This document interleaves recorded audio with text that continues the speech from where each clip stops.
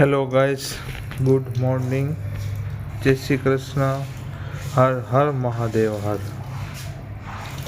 આજે તમારી પાછળ બેકગ્રાઉન્ડ અલગ જોશો, મમ્મીને જોશો. શું કામ? અમે બી પોરબંદર આવી ગયા છે. અને અમે શું કામ આવ્યા છે, જો શું કારણ છે બધા પોરબંદર આવ્યા છે. અને ગયા અઠવાડિયે મમ્મી પણ આવ્યા હતા.